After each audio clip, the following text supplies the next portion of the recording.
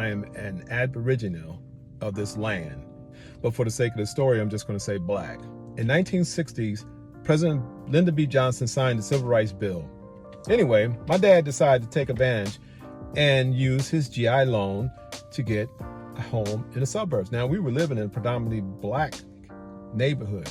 We're in a predominantly black city. We were living in the inner city. He decided to move out into the suburbs, predominantly white. And when I was in elementary school, I remember going home from school sometimes, older kids riding by in their cars, throwing bottles or something like that. And it didn't happen every time, every day, but, periodically, throwing bottles or whatever out their car, food or whatever, calling an N-word, this, that, and the other, right? Let's fast forward to high school. So when I got in high school, in 1974, we had an all blown out race riot in my high school. Now, the white kids in the high school decided that they wanted to disrespect us, and the blacks were not having it. Now, again, we were outnumbered 65 to 35, right? But they started the riot. They brought it to us, and we took it back to them. We battled. Black girls was fighting right along with us, and we were going at it. We were battling. The fighting got so heavy that it went from inside the school all the way out into the yard of the school. We were surrounded.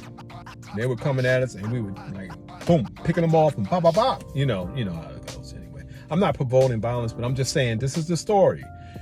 It got so bad, the county police came, and then, well, actually it was the township police. They came and escorted us out because we were completely surrounded by the whole school of whites. So they did that to escort us out, I guess, for our protection, this, that, and the other. But we were not punks. We were not backing down, and we battled. But guess what? The next year, they decided to do it again. So we had another riot in 1975. We battled again. They brought it to us, disrespecting. We weren't having it, so we battled. We were fighting, boom, boom, bada bang, bada beam, bada bang. We were going at it. That got, of course, dissolved, and the police had to come.